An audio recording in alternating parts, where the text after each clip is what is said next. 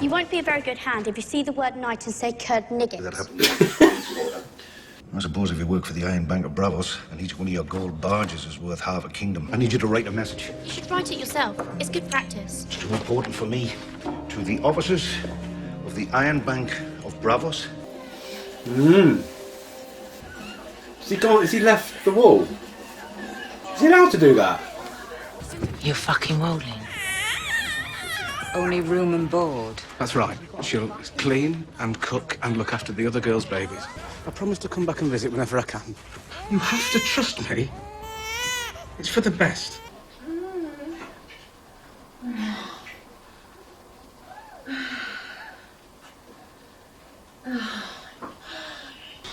Greedy.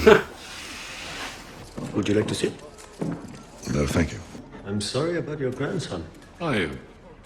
I don't believe that a child is responsible for the sins of his father. Or his grandfather. The king was poisoned. I hear you studied poisons at the Citadel. I did. This is why I know. Your hatred for my family is rather well known. Why haven't you thrown me in a dungeon? You spoke with Tyrion in this very brothel on the day that you arrived. What did you discuss? You think we conspired together? What did you discuss? The death of my sister. For which you blame me. She was raped and murdered by the Mountain. The Mountain follows your orders. Of course I blame you. So you deny involvement in Elia's murder? Categorically. I would like to speak with the Mountain. I'm sure he would enjoy speaking with you. He might not enjoy it as much as he thinks he would. There will be a trial for my son, and as custom dictates, 3 judges will render a verdict. I would like you to be the third. You help me serve justice to the king's assassins, and I will help you serve justice to Elias. Oh, Tyrion. Any word of Shay? I've heard nothing, my lord. You're to stand trial in a fortnight for murdering the king. I would like to think, if I were arranging a royal assassination, I'd plan it in such a way that I wouldn't be standing there gawking like a fool when the king died. Have they announced the judges yet? Prince Oberon of Dawn. Oberon? I'm supposed to get a list of names from you, my lord. Anyone who might testify on your behalf. Very well. My wife, Sansa. My lord, she's gone. Gone? No one's seen her since the wedding. Podrick. Yes, my lord. They'll be following you now. Who will? I don't know. They, the ominous they. The man pulling the strings, or woman, my father. I didn't know his face. He came to ask if I'd testify against you. Said I'd be named Sir Podrick Payne if I told the judges you'd bought a poison called the Strangler. I will not have you dying on my behalf. Do you hear me? Go and find my brother and tell him I need him. This is farewell. Farewell. Oh, he's lovely, he is. Pod, there has never lived a more loyal squire. No one boils a potato better than your mum. She got... Whoa.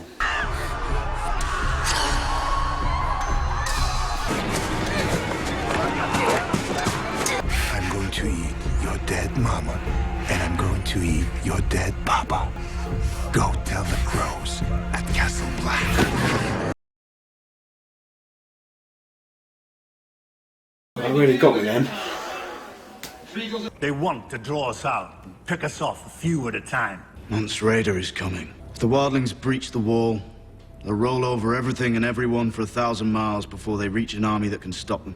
We were guests of the mutineers across this keep. And the mutineers stay. They're not going anywhere. We need to ride north and kill them all. We just went over this, boy. Justice can wait. It's not about justice. I told the wildlings we had over 1,000 men at Castle Black alone. How long do you think they'll keep that information to themselves when the wildlings are peeling their fingernails off? Hey. Whoa. She's very brave, just going up there on her own. Just take one arrow and that'll be it. A single rider. A champion of Marine. What is he doing? I believe he means to... When you gotta go, you gotta go. He claims you are no woman at all, but a man who hides his cock in his own asshole. Ignore him, Your Grace. Let me kill this man for you.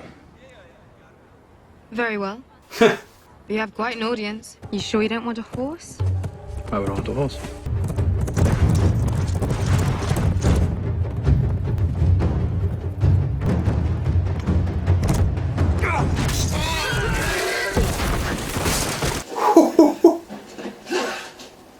Oh! Oh, that's not funny.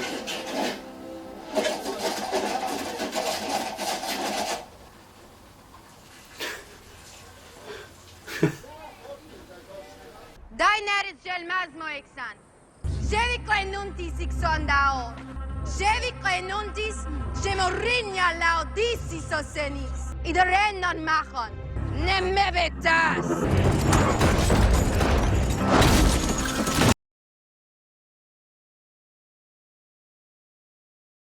That's clever.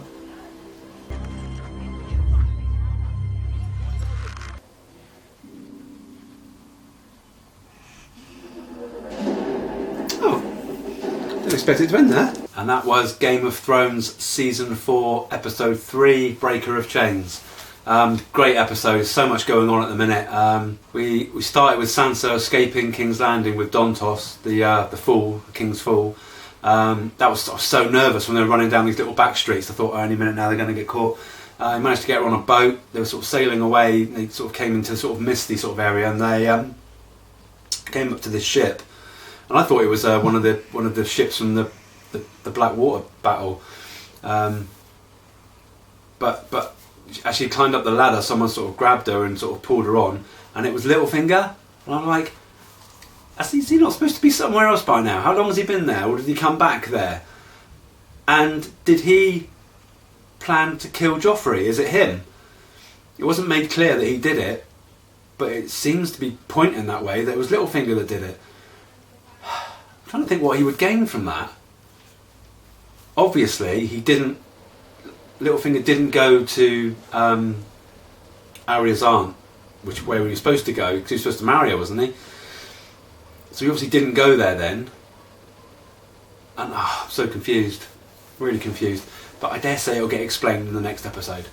But yeah, very confused about that. And yeah, there's a horrible bit as well where Dontos asked for payment and he just got shot in the face with a crossbow, which wasn't very nice, but there you go. So then we saw Cersei, I think the son's Tommen is it? And Tywin sort of stood over the body of Joffrey. And then Tywin starts talking to Tommen about what it's like to be, because apparently he's going to be the next king. So it seems to me that Marge has been completely sidestepped, which is a bit confusing. But anyway, so Tywin's kind of explaining to him what a good king should be, asking him questions and stuff like this. They leave, and as they're leaving, Jaime's coming down the stairs and asks everybody to leave. He's then speaking, sort of, they both stood there, Cersei and Jaime stood over Joffrey's body, and Cersei says she wants Jaime to go and kill Tyrion, which I don't think Jaime will do. I don't think he will. Old glimmers of the old Jaime side kind of came through a little bit there, and then he proceeded to basically rape her on top of Joffrey's body almost. I mean, it was right there. It was so weird. And he was even saying, she was saying, this is not right, this is not right. And he's like, I don't care, I don't care. And it was just really weird and a bit very sick and very weird. Yeah, I don't know where we're going with Jaime at the minute. He's a transitional period here. I don't quite know what's going on. So, I just hope that he doesn't, he wants Cersei so bad that he's willing to do anything and he's willing to kill Tyrion. I mean, let's face it, he threw Bran out of the window in the first episode, and that was for Cersei. That was for Cersei's, benefit. So, will he do that? Will he actually go and try and kill Tyrion? I hope not. I really hope not. I don't want to see the old Jaime again. We also saw Tywin Lannister sort of confront Prince Oberyn. I keep calling him Aubergine. I can't help it. About whether he was the suspect in the killing of Joffrey, because apparently he's an expert in poison and everything, and he certainly had the motive to do it. But instead, Tywin's kind of made him kind of a deal now. He's going to because it was Mountain apparently that killed his sister and I think the niece and the nephew. So he said that he'll offer Mountain to him, or he said he'll let them have a talk with him. I guess that means he's going to let him kill him. In exchange, he wants the prince to be on the judges' panel at Tyrion's trial, which is a bit random, very random. But they made a deal and they shook hands on it, so we'll see where that goes, I guess. And speaking of Tyrion, poor guy, he's in a cell, and Pod, his best friend, Pod, turns up and he sneaked in some food, and actually reveals to Tyrion that he's been offered a bribe if he'll confess to Tyrion buying poison. And it was a horrible, very emotional scene. Tyrion's basically said to him, you do it, just do it, because then you won't be the one that's executed. But I think what he's basically said to him is, now just leave King's Landing, just go, get out of King's Landing. So everyone's kind of being paid off against Tyrion now, which is going to be a real uphill struggle for him. I just hope the truth comes out before Tyrion I'm sure he won't get executed, but something's going to have to happen sooner or later, because he can't carry on like this. And the trial's only in 2 weeks, so that'll be awesome to see the trial, how that works. That'd be really cool. We had some quite a bit of Sam and Gilly action. They're at Castle Black, and Sam was getting really worried because even he can't trust all the men there. Some of them are rapists, murderers. They're all sorts of the scum of the earth kind of living there, and they're all kind of looking at Gilly quite a bit. A bit of an awkward moment where Sam couldn't kind of confess how he feels to her, but then Sam, he's a bit awkward, isn't he? And so Sam has this idea of taking her to a place called Molestown. Is that right, Molestown? Which it was an awful, horrible place. I mean, to be honest, I think he was better off leaving her at Castle Black. I mean, seriously. So yeah, I mean, I think she kind of she's working in a whorehouse, sort of looking after all the babies and sort of as a sort of like a nanny. But that's terrifying. I mean, the fact he left her there, that's not going to end well at all. Nothing's good going to come of that. So Sam may have to kind of step up to the mark a little bit, I think, now. And plus the fact, how's he allowed out of Castle Black anyway? I thought we had a rule that you're not allowed to leave. And he just went out there. I mean, I don't know. There was an awful scene, and I mean, there's been a lot of terrible scenes, but I don't know why. Well, I do know why. It's the boy whose village got attacked from the wildlings. That horrible scene. I mean, Billy Ygritte, twat, killed his father, and then his mother got butchered. And God, it was horrible. It was a horrible scene. I don't know why. That really affected me. Really, really affected me, that scene. Probably because I've got a 12-year-old boy. That might be what it is. But that really, really got me big time. And he was, and that twat, that cannibal twat, kind of what he said to him while he had the knife to his throat. Jeez, man, that was tough going. But anyway, he got let go and had to run to Castle Black and warn them that what was coming, basically, to draw them out of Castle Black. I think that's the idea, is to get them out to attack. That way they can fight them. It's getting very tense because now we also had 2 survivors from Craster's place, which is run by that Carl guy, and they've both basically said that he's the new leader now of that group. And then John obviously realised that if the wildlings attack Craster's place, they're going to find out by interrogating Carl that there's only 100 men at Castle Black, not 1,000. So now I think what they're planning on doing is going to Craster's to kill Carl's lot, I guess. That's getting very tense now. Very, very tense. We had a clip of Stannis finding out about Joffrey's death, and then he called Davos in and said, look, where are we now with these armies that are supposed to be all joining together for one big army? And Davos had only got probably a handful of men from different houses and stuff. Nothing impressive at all. And then while he was with Stannis' daughter, he realised, or he kind of had an epiphany, that if he was to contact the Iron Bank in Braavos. Have we actually seen that yet? Have we seen the Iron Bank? 'Cause I'm very curious about it, because a lot of people talk about it. I want to actually see it. But anyway, he contacted them on behalf of Stannis, and I think the idea is to get a big loan, so they can get an army, and then attack King's Landing. But that's a big call. I don't know about that. And Stannis seems to be more basically being pushed aside now, really. I think there are bigger threats out there now, one of which is Daenerys, because she's just knocking out everyone she comes across at the moment. And they pull up to the outside of Marine, and they send out their best fighter, I suppose, and he's just gobbing off, and then he actually urinates in front of them, which I suppose is a massive insult.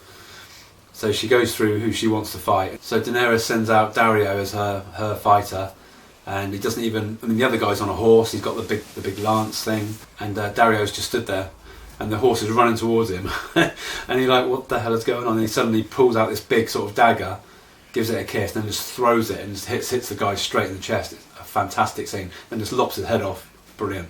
And then proceeds to urinate towards Meereen, which was quite funny. And then Daenerys gives a big speech about how she sets all these slaves free from every city that she's been to. And then they fire these, the big catapult. They fire the catapults, which are full of slaves' collars and chains, which I thought was a really powerful thing to do. It was brilliant. So now I guess hopefully in the next episode, they'll take that city, or the slaves themselves will probably rebel anyway. So that'll be quite interesting, because she's really building a massive army now. It's getting really good. And we had a little bit of Arya and Hound. They came across this little sort of farm, and they kindly took them in, fed them. Hound was on form, a complete arse of himself really. Even said to the farmer that he would work there for some silver. And as he said it, I'm thinking, there's no way you'll do that. And then sure enough, first thing in the morning, Arya can hear screams, and Hound's knocked the farmer over and taken his silver and walked off. And she's had a right go at him about it, and he said, look, they're going to be dead soon anyway, so he just took the silver. So a bit of an arse move really, but that's Hound, isn't it really? And so that kind of, I think I've covered most of it. I don't explain it very well, but there you go.